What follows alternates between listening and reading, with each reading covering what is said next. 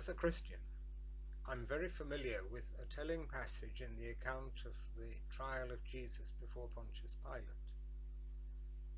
Jesus had said that he had come to testify to the truth. And Pilate replies, "What is truth?" That is a good question, and if it had been a sincerely meant inquiry, would have had a great significance. However, the context gives it away, because we're told that, without waiting for an answer, he went out. It wasn't, "What is truth?" but, "What is truth?" And he went out. He wasn't interested in the truth. He was concerned with political expediency. I do sometimes wonder if our politicians of today are significantly different. History should be a search for the truth, but history is written by the victors. For instance, if we're studying are we studying a group of terrorists, or are we studying a group of freedom fighters? They're the same people, seen from different sides of the fence.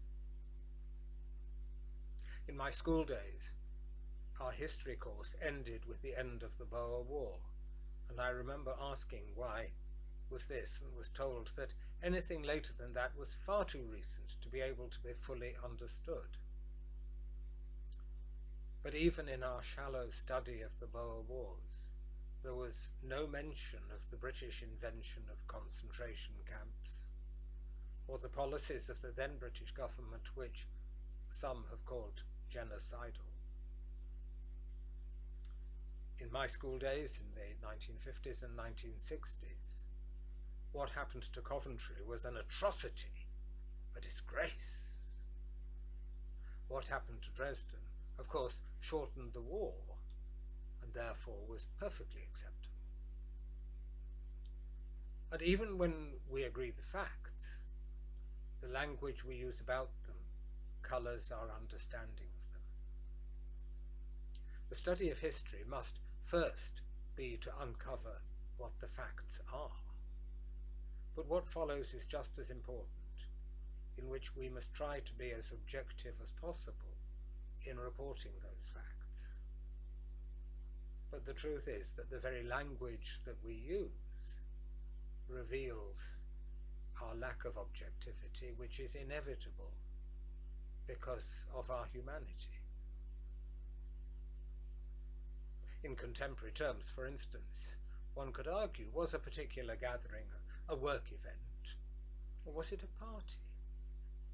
Well, by the time that you are hearing this, doubtless Sue Gray will have decided. But we must be careful. We must not allow history to be spun in such a way as to obscure events that embarrass us. We are rightly appalled by the slave traders of the past, but a large part of our national wealth is derived from the ghastly exploitation of human slavery. And don't forget that Queen Elizabeth I was one of the first investors in the slave trade. And today, our national wealth is being used in order that we can be doubly and triply vaccinated, while only a tiny proportion of the population of Africa has been vaccinated against COVID.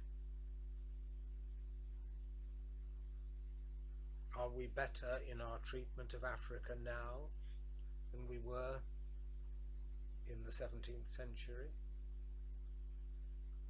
I just ask the question. But I want to finish with what I would call a tale of two swords. The first of these swords belonged to my grandfather. It was his sword as an infantry officer in the First World War. The second sword is the sword of a German officer in the First World War. I don't know if you can see on there, but it has the crown of the Kaiser.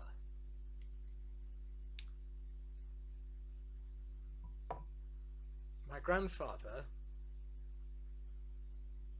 fought in the First World War.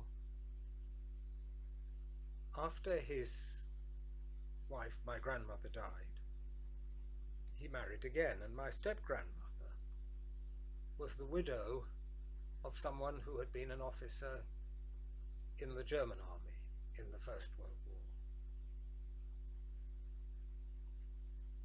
Unfortunately for him, he was Jewish, and he died before the beginning of the Second World War, in fact.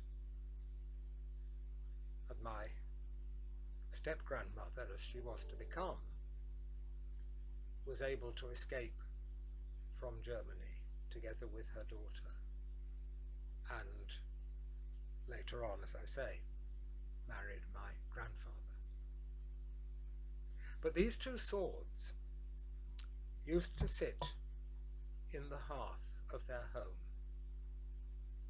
around the beautiful wood fire. There were these two swords. In the hearth, that symbol of domestic love, were those two swords that might have crossed each other in anger a generation earlier. And I keep these swords. They're a bit of a mess now, if I'm honest, because I keep them locked away and don't often get them out and look at them. But I often think about them, and I think about them as a symbol of peace, and a symbol too of the utter waste that humanity has made of so much of the treasure that is given to us in our created environment.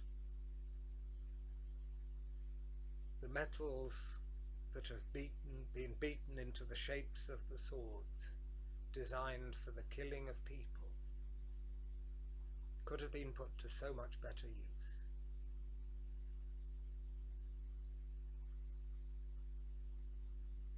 When we commemorate the appalling tragedy of the Holocaust, we must remember that if we point a finger at someone else, there are three fingers pointing back at ourselves.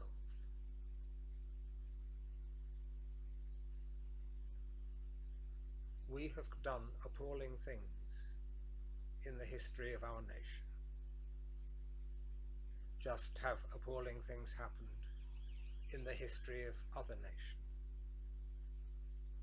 Our concern must be that none of these things are airbrushed out of history,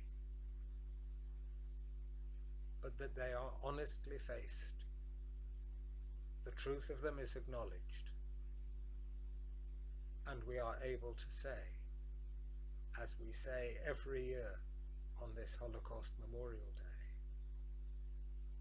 never again.